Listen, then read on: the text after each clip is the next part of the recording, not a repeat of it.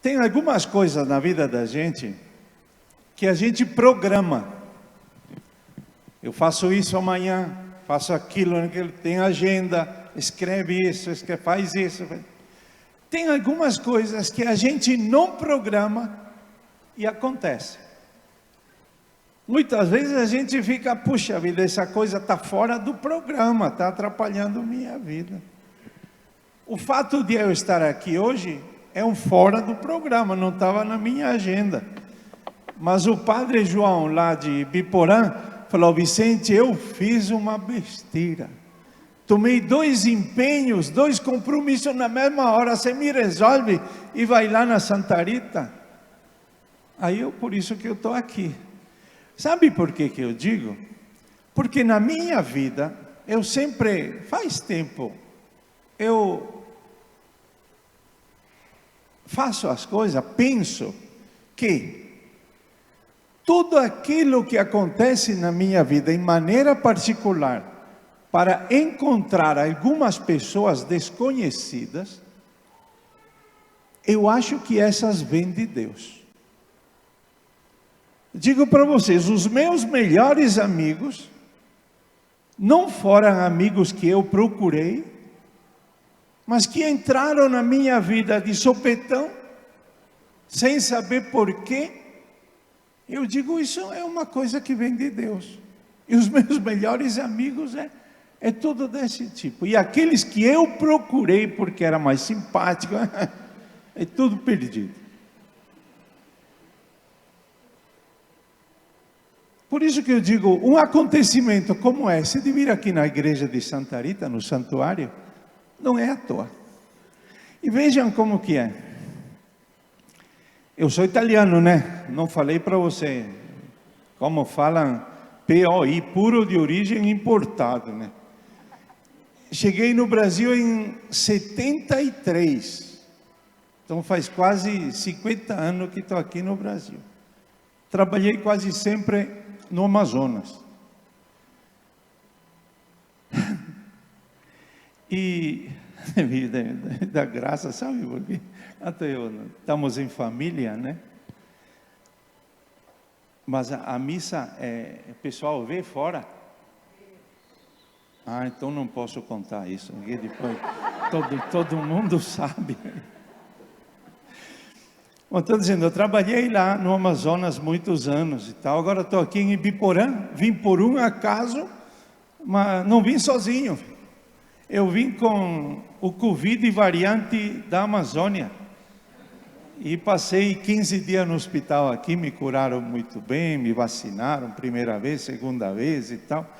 Me fizeram fazer tanto de exame aqui, de todo tipo, que eu falei para o médico ontem: doutora, só falta você mandar eu fazer o exame de consciência, porque todos os outros exames eu fiz, todinho. Mas nesse tempo de doença, eu fiz muitos exames de consciência, né? Bom, voltando à nossa conversa. Digo, eu sou italiano e tenho uma irmã que mora em Assisi, na Úmbria, na Itália do centro. Ela é casada lá com 5 filhos. E quando vou na Itália, é praxe visitá-la. E lá perto, veja o caso, tem a cidade de Cássia, onde tem o santuário de Santa Rita. Então, várias vezes eu fui neste santuário. Uma vez levei até uma família, um casal amigo de brasileiros, que a mulher queria por força rezar lá na Santa Rita. E eu levei, rezamos junto lá no santuário, lá em cima, que fica em cima de uma colina e tal. Ela estava muito interessada em Santa Rita, o marido estava mais interessado no salame de javali, que lá eles fazem muito bem. Mas, veja, aquela região da Itália é uma região interessante. Nasceu São Francisco, com todos os frades franciscanos, santos. Nasceu Santa Rita de Cássia, e é uma região que quase está semeada, né, de pequenos santuários, pequenas igrejas, toda muito bonita e tal. Eu digo, vejam, digo comigo mesmo, como São Francisco de Assis renunciou a tudo, foi embora pobre, sem nada, renunciou ao dinheiro do pai, à herança do pai, se retirou naquelas montanhas. Veja o que é São Francisco agora, o que ele fez, os franciscanos, a devoção a São Francisco, a espiritualidade de São Francisco. E era um jovem meio desandado, né? Veja Santa Rita, uma mulher, um casamento errado, casou com um marido não ruim, super ruim, que a maltratou a vida toda, teve filhos, morreu o marido, morreram os filhos, e ela entrou no convento de irmãs.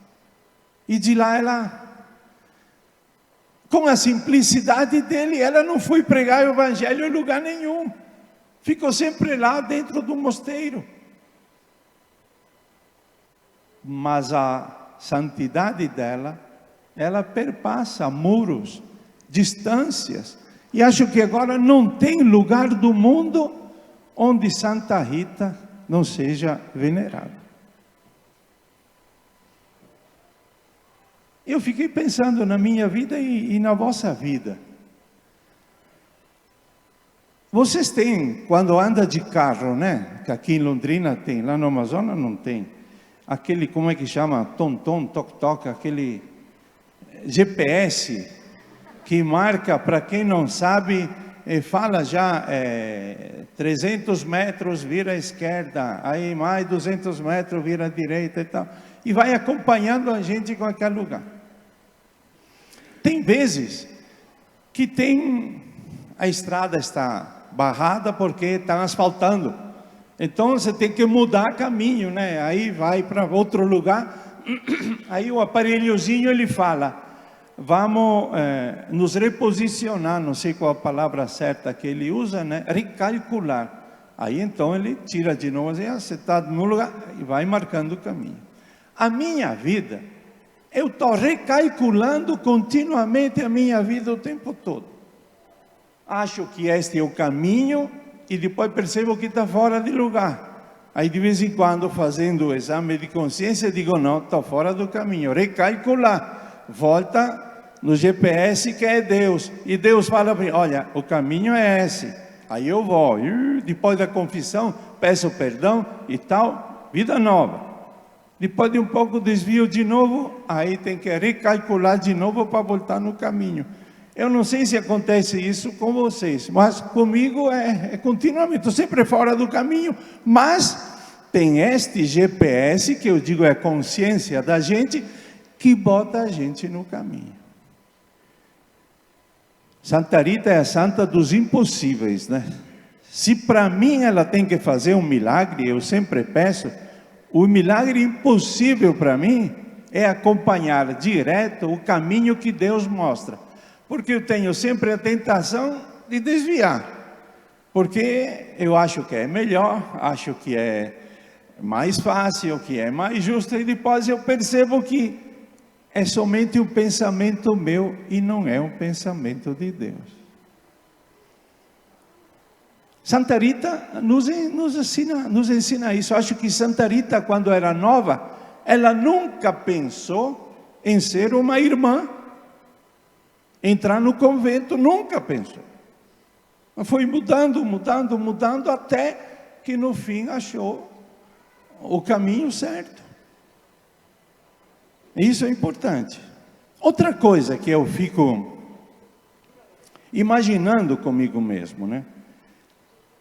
Uma outra coisa impossível é pedir o milagre que Santa Rita deve fazer, é esse: pedir a Deus que me dê a capacidade de aceitar o caminho que Ele marca. Aqui, São Pedro pede a Jesus, porque naquele tempo, depois desta conversa, tinha a fama que João, o evangelista, não ia morrer até Jesus chegar. E São Pedro pergunta: Senhor, e o que vai ser deste? Quer dizer, ele vai viver de verdade? Ele vai demorar mais do que nós? E Jesus responde até feio: o que te importa disso? O que te importa disso? Às vezes eu queria pedir a Jesus: Jesus, me diga, quanto tempo vai ser minha vida ainda? Quanto tempo eu vou com minha velhice? Para onde que eu vou? Gostaria de saber. E Jesus me fala: que te importa? Vive a vida que tem que viver e não te importar com isso.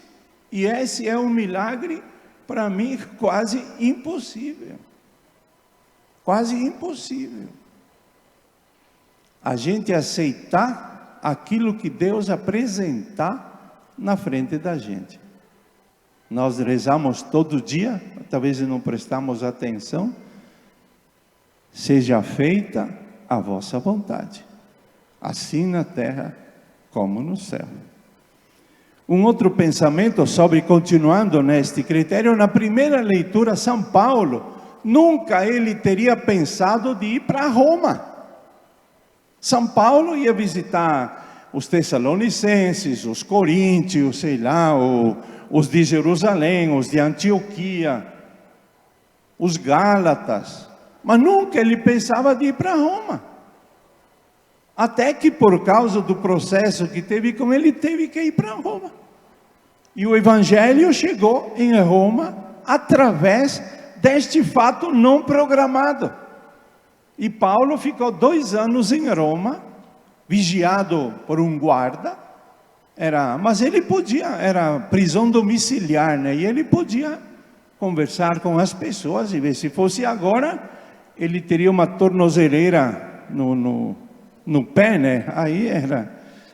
Mas é importante, veja, porque o movimento da igreja, a vida da igreja, ela não segue os nossos planejamentos. É Deus que nos dirige. E bonito que Deus sempre pega aqueles que são menos, que aparecem menos. Veja, ele vai pegar uma freirinha pequena e feia também. Lá na Índia, Madre Teresa,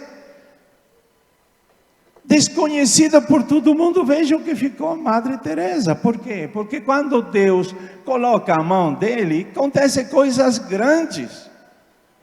Está para ser feito santo Padre Charles de Foucault, um francês que viveu anos perdido no deserto do Saara, lá no sul da Algéria.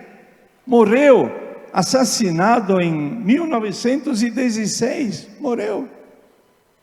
Aí alguém pegou os escritos dele e começou, e tem agora grupos que vivem a espiritualidade de Padre Charles de Foucault.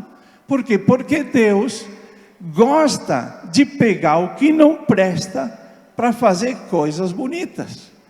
Deus gosta de pegar aquilo que não tem valor para fazer coisas bonitas, porque com estas pessoas aparece a vontade de Deus. Quando a gente quer ser o primeiro, quer ser alguém e tal, estamos fora do caminho. Então pedimos a Santa Rita, a Santa dos Impossíveis, né? Para que nos ajude a caminhar nos caminhos de Deus. Outra coisa bonita, eu perguntei para o senhor Wilson, né? Perguntei, vai ter a bênção das rosas. Estou vendo que a senhora tem um maço de rosa. Eu perguntei para o... São rosas verdadeiras ou são rosas de papel? Falei, não, padre, são rosas verdadeiras.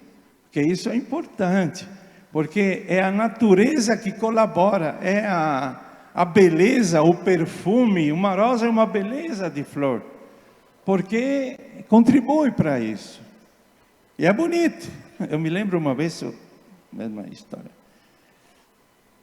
Eu estava na minha paróquia lá no Amazonas. Lá é difícil ter flor viva, isto é, tem muitas flores, mas ela não tem duração por causa do calor, da umidade, se estraga rápido e tal.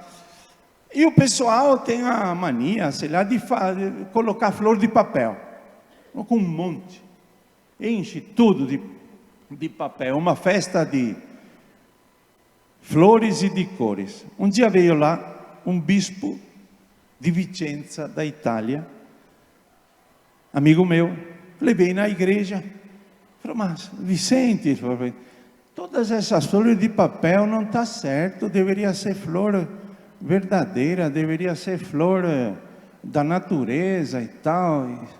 E eu fiquei meio para me defender, falei, não, mas são as senhoras daqui que fazem as flores de papel, que elas costuram, elas preparam, elas bordam. Ah, bom, se é assim, falou, dá para entender, porque e tal, muito bem. E um dia eu estava rezando missa, sentado lá, tinha umas flores em cima, caiu uma flor bem em cima de mim. Eu peguei a flor e estava escrito feita na China. Aí não deu certo, né? Por isso digo que essas flores sejam um sinal da vida que tem e do perfume que tem nos vossos corações.